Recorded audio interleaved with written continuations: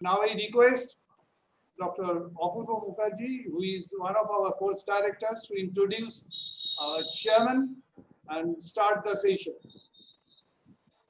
Thank Apurva you. Mukherjee, please. Thank you, Dr. Amol Banerjee, who happens to be the Dean of the Indian College of Physicians, West Bengal chapter. And I sincerely welcome our chairperson of this session of master class intended to teach the PGTs all over the state as well as outside the state of different aspects of medicine. And today there is an exciting talk by none other than the first DM pulmonology of our state, that is Dr. P.S. Bhattacharya. And Partho doesn't need any introduction because he is now a doyen in pulmonology. And to chair the session, Professor Supriyo Sarkar, who happens to be the head of the Department of Chest Medicine at Sagar Datta Memorial Medical College, Kamarhati. I sincerely welcome both of them. I hand over the session to Professor P.S. Sarkar, and today's topic is very important because over the last 2-3 decades, we have learned so much about interstitial lung disease, and it is always exciting to hear from Dr. Parthasarathi Bhattacharya the internist perspective. The MD students must know how much and how they should proceed, the internist.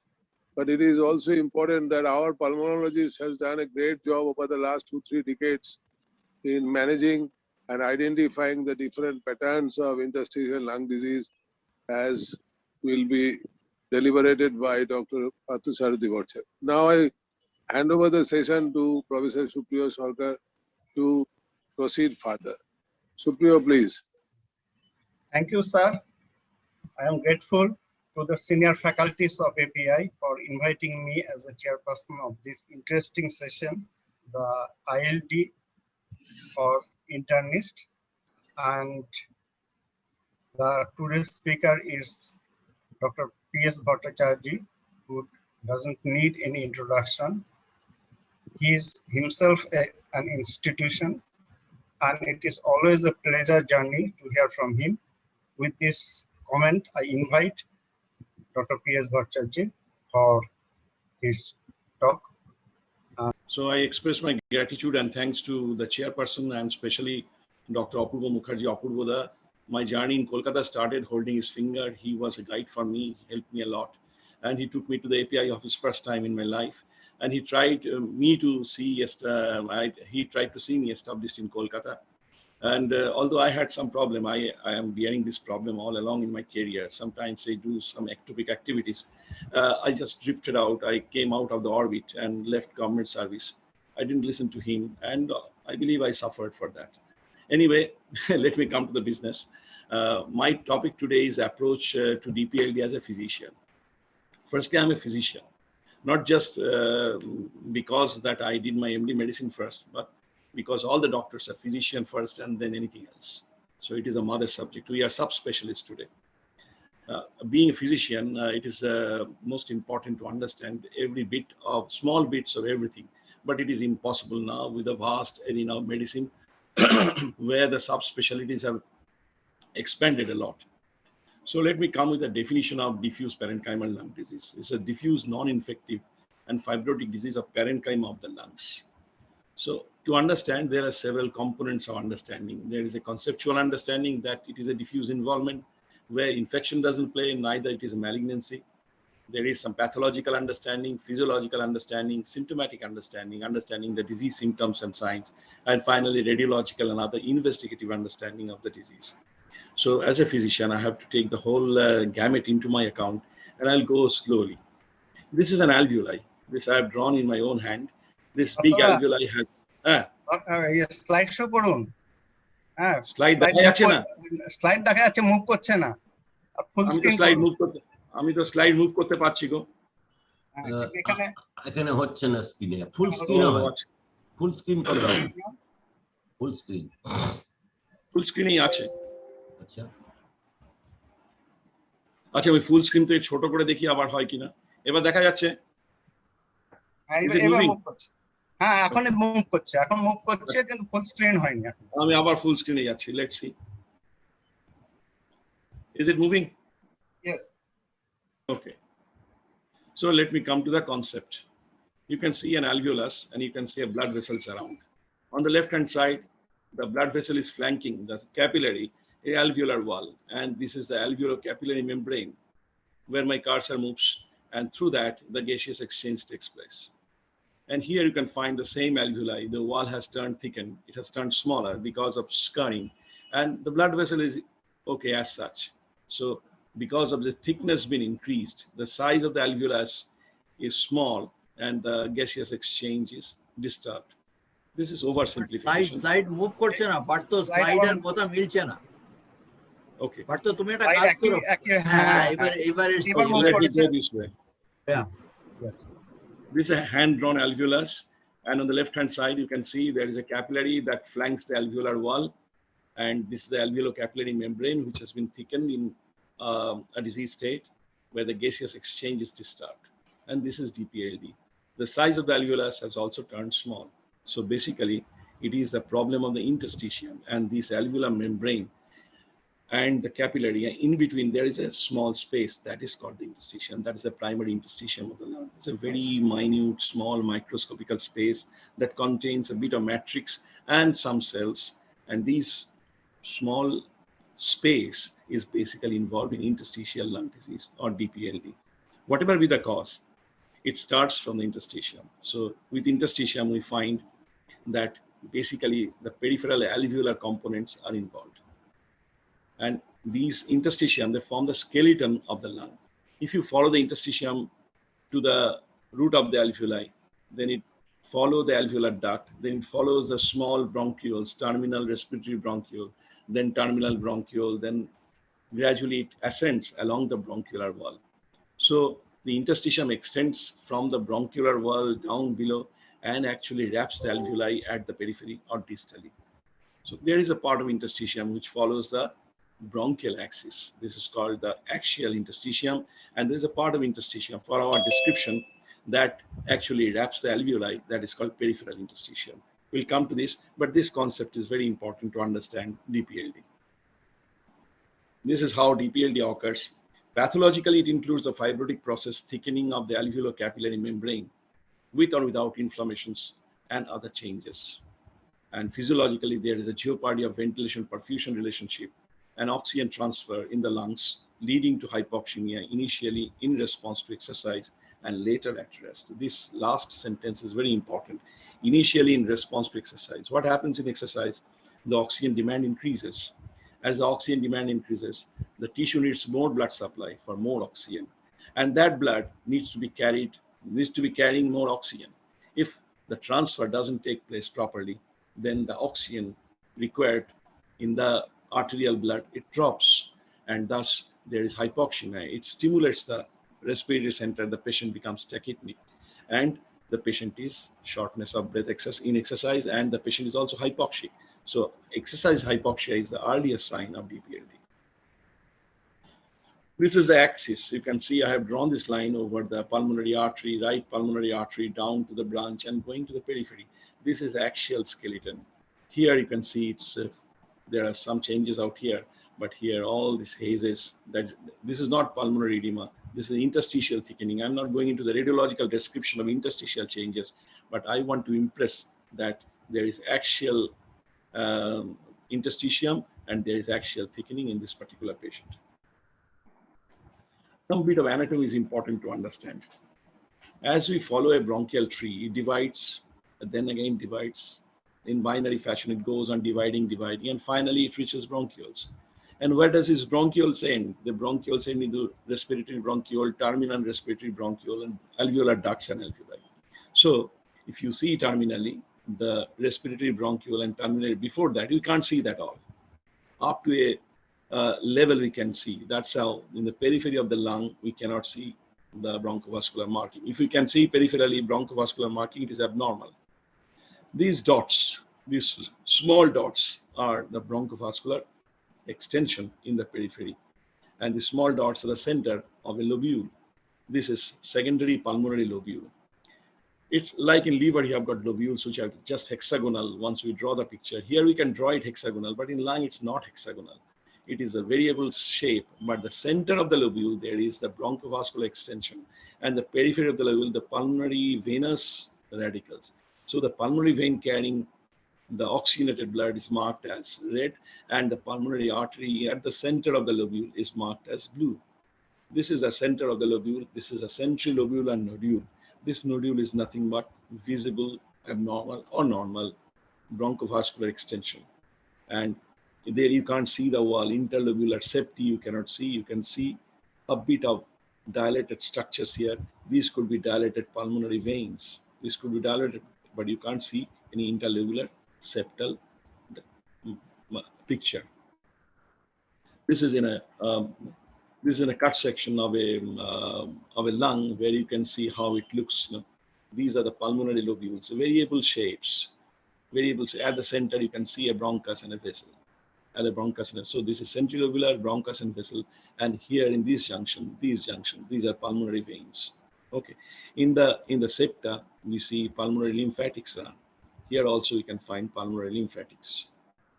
This is a zoom view. This is the centrilobular area, and you can see a lot of stria, streaks. This is interstitial shadows, and this interstitium, if it is thick and cold, this is all axial interstitium, intralobular interstitium, and if this thickening is in the wall, it is called interlobular interstitium. So peripheral interstitium is divided into interlobular interstitium and intralobular interstitium. So this is also important to remember once we go for further interpretation. I'm showing a bit of HRCT because this is very important. Actually, it forms the you can say the pillar for approaching DPLD. And to my mind, this system will remain for a long time. It's not going to go away. In renal disease, we had a lot of different kinds of glomerulonephritis, and renal biopsy is the most important one. Here, we are gradually approaching from histology to radiology. With better and better resolution, finer and finer appreciation is possible, and we can perhaps going to match the histological changes through radiological interpretations. So these are the interlobular septi. I demonstrated you a lobule. You can see the septi going into the lungs, and these are the interlobular nodules. These are the nodules. If you see some nodules are here, these are different kinds of nodules. These are called perilymphatic nodules. So this is important to understand. And this takes a long time for an internist to appreciate the different changes. But if you have this common conceptual platform in mind, it becomes rather easy. The same thing has been shown, and I'm just passing it to the next slide. Symptomatically, there is myriad of symptoms characterizing the etiology, the degree of affections, complications, comorbidities, cough and shortness of breath being the common symptoms. And radiologically, we can see a lot of things which we'll discuss a little in the course of discussion. So this is basically overall concept that I have just narrated about DPLD. Let me come to the classification. It's a very difficult business. And David Hansel, a famous pulmonary radiologist, he commented on classification of diffuse lung disease in this fashion, that in medicine, the systematization and classification of allied diseases is often taken for granted. But how and why this is done is not often scrutinized. Once a classification is established, it is usually merely updated and refined. And whether it is fit for purpose is rarely, if ever, put to the test. This is very important. If somebody has classified something first time, that classification sticks. Whether it is good or bad, whether it gives a proper impression or not, doesn't matter. So it has happened to a large extent in DPLD also, and the classification started from way back in 1969 by Lebo et al. These are all histological classification. Lebo, then Kezenstein. Then actually in 2002, we have a consensus classification. First time the scientists globally came forward and decided, no, we'll have our own classification, which is based on consensus, where everyone will appreciate it, everyone will understand it, and we can propagate it to the rest of the people who will try to understand the disease or the condition through this classification. This is reviewed again in 2013 by ATS ERS classification update, and such updates will continue. But we do not know what was the reason of classifying DPLD with UIP, DIP, bronchiolitis obliterans, etc. Histologically by Lebo et al. in 1969. Basically, that classification could not be ignored. A lot of entities are kept. It is not, I'm not a person to discuss the good or bad of these classifications, but I am somebody who has to follow and who has to think in my mind, whether may I take this classification in my own way to analyze my patients and treat them better. So this is a 2030 classification, 13 classifications where major interstitial pneumonias, the term is interstitial pneumonias. These are interstitial lung disease, but people started saying interstitial pneumonia. There is some confusion. There's no infection in it. It is pneumonia morphologically, but it is not infected. Rare idiopathic, this is idiopathic interstitial pneumonia classification. If there is an idiopathic interstitial pneumonia, there must be something which is non-idiopathic or secondary interstitial pneumonia. So interstitial pneumonia or interstitial lung disease has got a secondary component, has got a primary component where there is no etiology being known, and that's idiopathic. And you see the list of idiopathic, it's so big, and there may be one or two addition or deletion in between. So it happens that it's pretty difficult to understand. So let us make it simple. So if you look at DPLD, you find some rare congenital causes, then acquired causes. Of the acquired causes, there are some known causes, there are some unknown causes. Since unknown lot is idiopathic, the known lot can be divided into 4 or 5 big subgroups. One is sarcoidosis, second is CTD ILD or collagen vascular disease or CTD, connective tissue disease related ILD, then drugs, then inhalation of organic and inorganic substances. Like if there is organic substance induced interstitial lung disease, we call it hypersensitivity pneumonitis. And if it is inorganic substance like silica, we call it silicosis, asbestosis. They lead to lung fibrosis and interstitial lung disease. These are inorganic dust-related DPLD. Okay, the direction of DPLD diagnostic development, it follows this: the clinical radiological, then histological, then imaging, then consensus, then for future genetic and molecular. Now we are dealing with the consensus domain and imaging and consensus. See, we first thought with clinical radiological before 1969 or around that time, where William Osler had described this particular entity. And after that, and I forgot the other name, but after that, histological classification was given maximum stress. Everyone used to be undergoing lung biopsy. Then imaging came, it replaced histology. After that, consensus has played a role, and now we are leading towards a genetic and molecular classification of DPLD. So that's the future. So what is our job? As a physician, my job is to suspect, then non-invasively diagnose DPLD, which requires a chest X-ray and a HRCT. Whenever there is a suspicion, then I have to find what is the etiology. That is important because some of the etiologies are very treatable, like sarcoidosis, like CTD ILD. I can treat them, and other exercises which are ancillary to it. So this should be our approach. This is a histological slides, just for idea. If you see in any histology, the uniform pink shadow with the bright red shadows, the bright red dots are blood vessels. And this uniform pink shadow in the periphery, here you can see a lot of uniform pink shadow. This pink shadow is actually fibrosis. So there are a lot of peripheral fibrosis. This is near normal lung parenchyma. You can see a lot of air spaces, alveoli. And here you can see there is no alveoli. All the alveoli are replaced by dense fibrosis. So this is actually a section. This was a CT scan. Here you can see a lot of shadows here. I'm not going into classification or description of these shadows, but this is definitely abnormal. This part is normal, this part is abnormal. In the abnormal part, if you have a histological section, you can have this kind of picture. So this whole story started with histology, then shifted to radiology.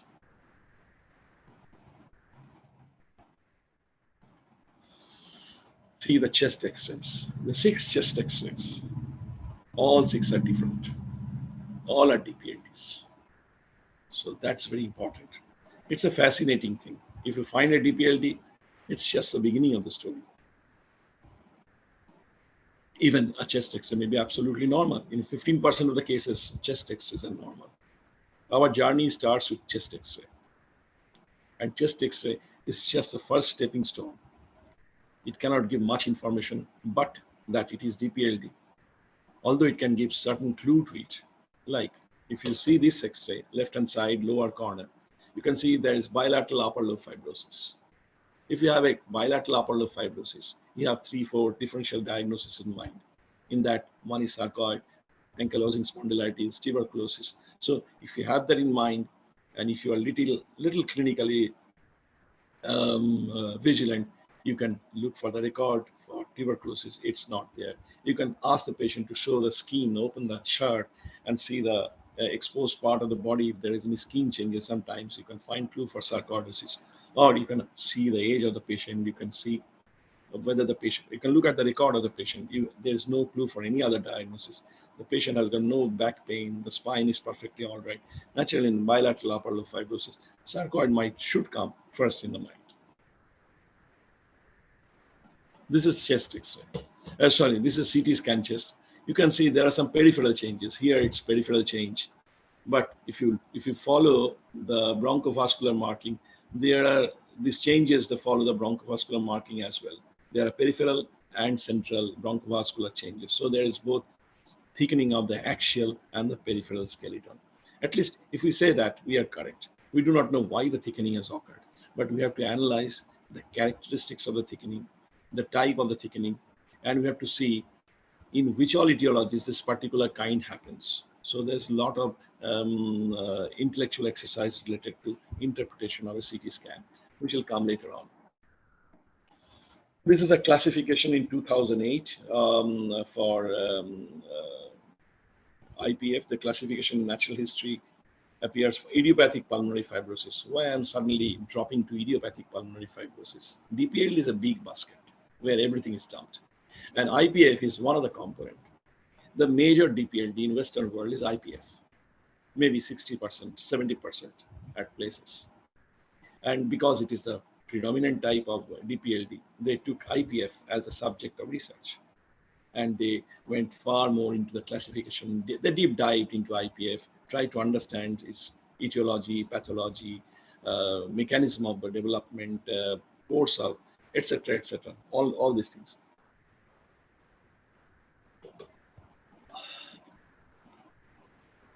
And this is a classification.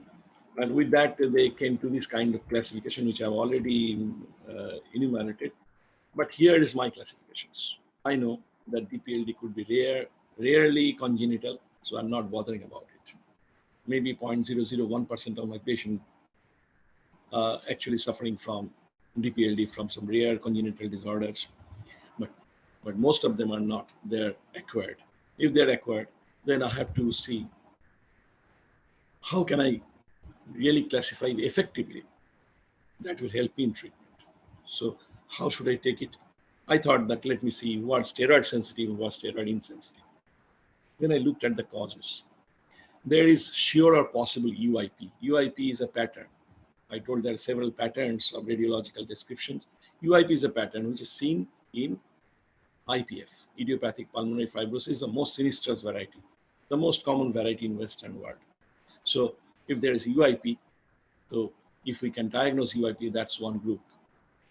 If we have got doubt about UIP, it can be sure UIP, but it is possibly HP, hypersensitivity pneumonitis. So I am now bothering for a hypersensitivity pneumonitis. The organic substance induced, chronic organic substance induced interstitial lung disease or interstitial thickening. This is very commonly you find in people who are in contact with pigeons. So in fact, this is the commonest variety in India. There was an ILD, India ILD registry published in 2017 from multicentric record gathered together in Washington University. And the whole work was led by Dr. Ganesh Raghu. And we were a part of it. We sent about 90 patients into that list. There was 1,050 odd patients were analyzed centrally with their CT characteristics and other investigation reports. And the result, roughly 50% of these patients are HP. In fact, that actually changed a whole lot of concept of DPLD as such globally. And after that, people have started looking at HP more seriously. And nowadays you find that more literature is coming up on HP than perhaps on IPF. And from every country, HP is reported and analyzed. A lot of research is going on HP. So HP is a very important component for us. If the algorithm in the US starts with identification of the IPF, in India, it should start from identification of HP. I admit that we had a lot of flaws, a lot of misdiagnosis of HP because we followed their algorithm. The moment in 2017 we understood that our algorithm should be different, I think my view to DPLD has changed a lot. Then sarcoidosis. Once upon a time, once we were students, sarcoid is not a disease of the Indians. It is actually a disease of the Westerners. It's an Occidental disease. Shomir Gupta from Kolkata, he was a pioneer. He actually presented a lot of sarcoid patients. He was not given due respect, I would say. Even today also, people hardly remember him. I had interaction with Dr. Gupta. But we know by now that sarcoid is pretty common in our country. It is around 10% of all DPLDs from different centers. I have in my record roughly 400 patients of sarcoidosis of different kinds. Then CTD ILD or collagen vascular disease induced ILD. We are learning fast nowadays.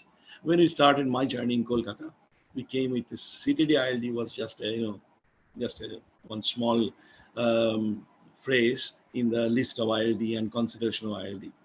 Then in 2006 or 2010, I wrote a letter to Dr. Ganesh Raghu, Dr. Athol Wells, how to investigate CTD ILD. I have those letters preserved with me. And they said that this is very important, we should find, there was no consensus about it. And now you go to any chest conference, there are n number of sessions on CTD ILD, even on Sjogren syndrome, CTD ILD, there is a session, there is a symposium. On systemic sclerosis ILD, there is a symposium. So people are thinking a lot about CTD ILD, and they are about roughly 12-13%. So 10 to 12% is sarcoidosis, 12 to 13% CTD ILD, and you have got some other unclassified. In that unclassified also you have certain causes which you can understand, diagnose, like silicosis, coloworkers pneumoconiosis, like asbestosis, like chronic eosinophilic pneumonia. So you have got a lot of ILD entities which you can diagnose. And these are diagnosable ILD entities. Now, if you classify them into two parts, one is UIP or IPF kind of ILD and non-IPF kind of ILD. IPF is something which is not amenable to steroid. But if you take sarcoid, if you take collagen vascular disease associated DPLD, okay, and if you take HP, chronic HP in the very early stage or intermediate stage, they are all amenable to steroid and immunosuppressants. So I feel that this kind of approach in classifying DPLD is practical. So this is my classification. I have published it. Why does one need to simplify the classification? I've already enumerated, but this point is very important. If you see the lifespan, 5-year survival after diagnosis, all blue bars are basically different cancers: bladder cancer, breast cancer, colon cancer, kidney cancer, lung cancer. See, and then pancreatic cancer. The survival is worst in pancreatic cancer. The next is lung cancer, but if you compare it with IPF, the very next is IPF. So IPF, the prognosis is worse than most of the cancers. So it's very important to understand and identify IPF. Two reasons: if you can identify it, you can treat it. And second reason, if you misidentify and tell a non-IPF as IPF, you are going to cause a lot of harm to the patient. Your treatment approach will be different, the patient won't be treated properly, and there is a huge emotional trauma. So we must learn to identify IPF first. Okay. So this is algorithm. Look through the HRC filter, how to identify. I am not sitting in a very ideal position. My position is really very difficult, where I have to make a diagnosis and give appropriate treatment. So I have to form an algorithm which is feasible for me. The best algorithm is HRCT based algorithm. And that is what I'm going to present you today. DPLD first, I look at the patient, his X-ray, his HRCT, and I decide whether it is DPLD or not. There are so many mimics of DPLD. chronic ABPA, tuberculosis, they can all mimic. Non-tubercular mycobacterial infections, they can all, even other infections, so they can all mimic a DPLD. So you have to find them out and segregate first and get the DPLD, where your diagnostic confidence should be more than 95%. It's been found that today we have got a fairly good diagnostic confidence on DPLD with HRCT chest. Then you decide whether it's IPF or non-IPF. So the next step in the algorithm is diagnosing IPF and excluding the rest. Third is taking with the rest of the bulk. And then in that you decide what it is. So I'll come to it step by step. The issues are there that you have to interpret HRCT. So the physician has to understand HRCT. And HRCT is a quite difficult issue. And I've been trying to understand it for last 20 years. And I'm still understanding and learning and learning. It's on the process of continuous learning curve. Establishment of the diagnosis, observation, matching, the known natural history. And you have to take the historical perspective. This is very important, not been taken care of.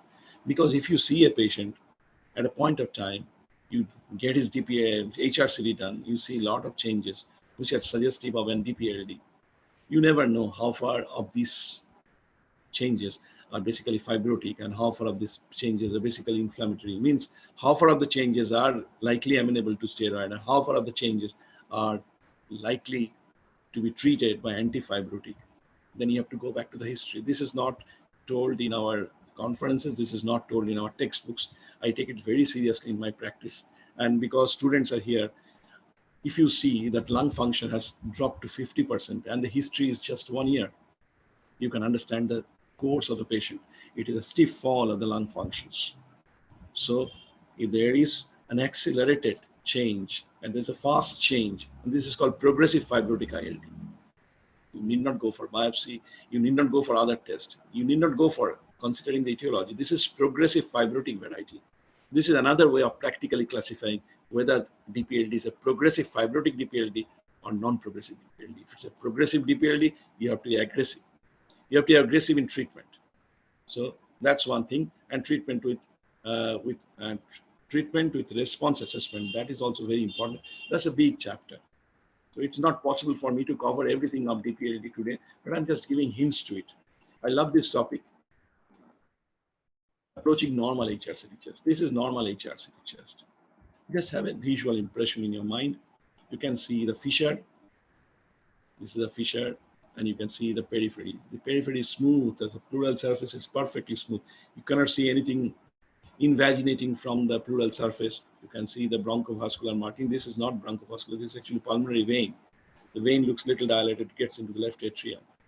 But if you see, these are bronchi, and with bronchus, there is a pulmonary artery. So these are like husband and wife. Well, if you find a bronchus, there is a bronchus here, very thin wall, there is a pulmonary artery. So always a bronchus is accompanied by a pulmonary artery tweak. So this is alone, this is a pulmonary vein. So there are bronchi and pulmonary artery. This is a bronchus. There is a pulmonary artery, which may not have come to this section because it's a 1 millimeter thin cut. So HRCT cuts are very thin slices. This is a 1 millimeter thin slice. This is again normal. Okay, there is a bit of ground glassing. You can see a bit of haze, but overall this is normal. The periphery is clear. You can see ramification of the pulmonary artery branches. You can see like this, but you may not find 2 or 3 pulmonary artery branch beyond 1/3 of the in the distal 1/3 of the lung.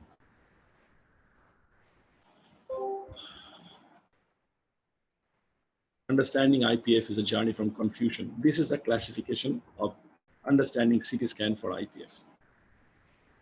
Things will remain complicated and will seem complicated to all of you because the students are beginner. In the MBBS course, these things are not being stressed. So what I would tell you that you start from the other end.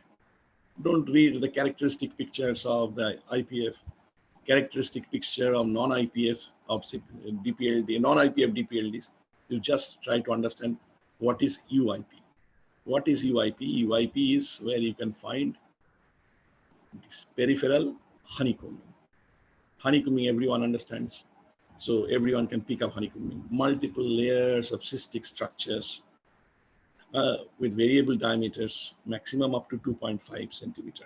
If there is something 3 centimeter, 4 centimeter, but there are multiple layers, so it forms a cyst. This is important. I hardly find reports where people measure the biggest of the cystic structure, even if it is in a layer. So visually you cannot assess. So if it is more than 2.5 centimeter, it is a cyst. And if there is a cyst is not compatible with the diagnosis of idiopathic pulmonary fibrosis, the sinistrous variety of DPLD. So first you look for upper lobe involvement. If there is upper lobe involvement, no IPF. Then you look for peribronchovascular prominence, axial skeleton. If there is more axial skeletal changes, unlikely IPF. Then you look for extensive ground glass opacity. If you find a lot of hazy areas, not IPF. Then micronodules, not IPF. Then look for mosaic attenuation, not IPF. And then look for consolidation, not IPF. So you first know all these things are there or not. If there any of them is present, it is not IPF. It is not UIP. It may be UIP, it is not IPF. Okay, so I'll show the examples. See this UIP pattern where it is subpleural basal predominance, reticular abnormality, honeycombing, with or without traction bronchiectasis. This honeycombing and traction bronchiectasis, they are the signs of fibrosis. Absence of features listed as inconsistent with UIP pattern. These are the features inconsistent with UIP pattern. This classification or this formula was given in 2011 and of late in 2019. See, there are several cuts. This is honeycombing. Here it's honeycombing. Here it's honeycombing. Here you can see it's peripheral. The axial skeleton is not involved. Okay. Here you can find it's peripheral. If there is something close to the fissure, it is also peripheral. So here you can see a lot of cystic changes in rows, and there are some cystic changes looks bigger. I do not know what is the size, so I cannot comment. But this is also like some of them are like this is, of course, there is no honeycombing, so it is non-IPF. Here it is not honeycombing, non-IPF. Here you can see some honeycomb-like structures, but not classical honeycombing. So this is not IPF. This is like IPF. This is like possible IPF. This is non-IPF. This is honeycombing. So very clear. And if you find such picture, it is a UIP pattern. Usual interstitial pneumonia. Why it is usual? Nobody knows. That's how I told in the beginning. The classification starts in a very peculiar way, and you have to follow. Here you can find there are some cystic structures, but they are not akin to honeycomb. We have to imagine with difficulty that it is honeycomb. It is not honeycomb. This is not honeycomb. But even then, it can be IPF. So actually, this patient was proved to be IPF, where there is no honeycombing. There is formation of honeycombing here, some bit of honeycombing formation out here also. Maybe after 1 year, it will be looking frank honeycombing, and it is peripheral. It is basal, bilateral. Basal because you can't see the trachea. It is below the division of the major airways. This is a lower lobe predominant peripheral, and there is not much of haze. There is no cyst. Other things are not there. So this is another IPF patient, which is not classically UIP. These are this is normal. Let us have some comparisons now. IPF versus non-IPF. This is also a DPLD. This is also another DPLD. Here you can see a lot of ground glassing. The periphery is spared. This is also lower lobe. This is also lower lobe. See, the pleura is spared. There are some nodules on the fissure. So this is non-IPF. Here, the periphery is not spared. Basal, bilateral, honeycomb structure is not there. So this is non-IPF. So if I find a CT, my first job is to say whether it's IPF or non-IPF. It is non-IPF. This is another upper and middle lung predominance. You can see the trachea.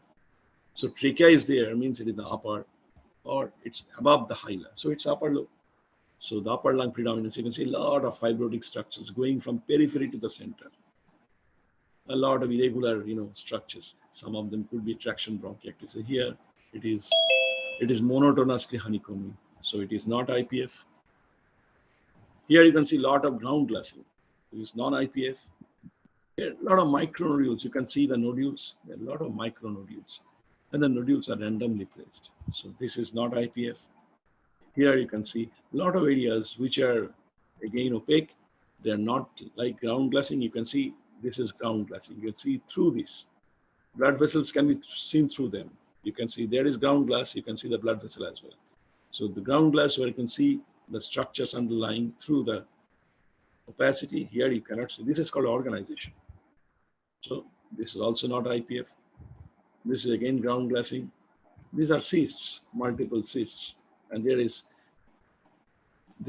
profuse nodularity, soft centrilobular nodules. They are soft nodules, difficult to appreciate, but these are nodules with cysts. This is not IPF. This is again nodule with a lot of fibrosis. Unlike honeycombing, this is not IPF. So we know what is IPF, what is non-IPF. If we can diagnose non-IPF, I think a very big job has been done. If I suspect IPF, a very, very good thing has been done. If you suspect IPF, you have to see what are the differential diagnoses. If the patient is elderly, above 60 years, it is basal, it is bilateral, patient has got a history of progressive shortness of breath, and there is, and it's most likely IPF. Age is a very, very important deterministic factor for IPF. But if it's a middle-aged lady who has got history of arthritic changes, who has got history of suffering from 2-3 years, some honeycombing, there is some other shadow somewhere else, and this could be a secondary UIP pattern. This is possible in HP, this is possible in CDD ILD, this is possible in other conditions as well. So UIP pattern is a must for IPF, but UIP does not signify IPF alone. UIP have a differential diagnosis. Understanding UIP is first important, then differentiating other causes of UIP from IPF is important. So, and if we find non-IPF lot, so that is also very, very important. And in that non-IPF lot, we have got a lot of HPs, a lot of CDD ILDs, a lot of other varieties which are well treatable. And in the UIP also, we find HP, CDD ILDs, which are treatable. So you have to investigate accordingly, considering the pocket of the patient. I thought I'll stop here, but there are a few more slides. If you allow me, I can continue. This picture shows the autumn sky in Bengal with clouds, and you can see different shapes of the clouds. And the clouds are like shadows in HRCT or chest X-ray, and actually, it can form innumerable varieties of shadows. Sometimes it can mimic a human being, sometimes a hilly area, sometimes a seashore. I don't know what all kinds of possible images can be imagined in clouds. So similarly, there may be so many varieties of changes, but we have to see for pattern. And if we are able to make a pattern recognition, we are correct most of the time. So if I'm given a little more time, I will briefly go to the continue. Please continue. Continue. So the beginning of the journey starts from the history, clinical examination, chest X-ray, HRCT chest, then serological test, then bronchoscopic examination and biopsy. Okay, look for the HRCT filter. I said that you decide whether UIP and non-UIP. In the UIP pattern, please remember rheumatoid arthritis. It exactly mimics. I've been duped many occasions. That it is not IPF. It mimics IPF like anything. In fact, the UIP pattern, the IPF I showed you, the honeycombing I showed you, actually is a patient of rheumatoid arthritis. And once you find such UIP, then you decide whether it's IPF or it's non-IPF. And in non-UIP, it is non-IPF. So this is the first algorithm. Then look at the HRCT chest. If you go for non-IPF, decide whether it's likely sarcoid or not. If it is not likely sarcoid, then is it likely HP or not? Then if it's not likely HP, then it is CTD related or not. Then if it's not so, then go for some specific patterns for diagnosis or not. So there is an algorithm of thinking to diagnose the possible etiology of BPLD. And this is very important. I'm not going into details of it. So once you diagnose, I can diagnose IPF from a thorough interpretation of HRCT. I can diagnose HP and likely HP with fairly good confidence. Nowadays, I've gone to literature. People are saying that it is possible to identify HP, certain pictures, certain characteristics in CT with very high accuracy. Sarcoidosis, we can diagnose with very high accuracy from CT scan. Then RA-ILD we can diagnose, CTD-ILD we can diagnose. So a lot of ILDs we can diagnose. If you can take this all into a basket, we are now closing 90% being diagnosed just on HRCT exercise. And the job out here is not to restrict the HRCT interpretation to yourself or to myself. It is always better to interact. So if we practice 2-3 people together, unfortunately, I have not been able to make that circumstances possible for me. I'm trying. My institute have another 2, 3, or 4 consultants, and we can have continuous interactions so that we can have some meetings and can give a consensus diagnosis. This is called multidisciplinary discussion. Multidisciplinary, this is unidisciplinary, multi-consultant discussion. But if I get a radiologist into the picture, it becomes multidisciplinary. If I get a pathologist in the picture, it becomes multidisciplinary. If I get a rheumatologist in the picture, it becomes multidisciplinary. So ideally for DPLD, I should have at least one radiologist, one internist, one rheumatologist, and a pulmonologist jointly trying to interpret and diagnose DPLD.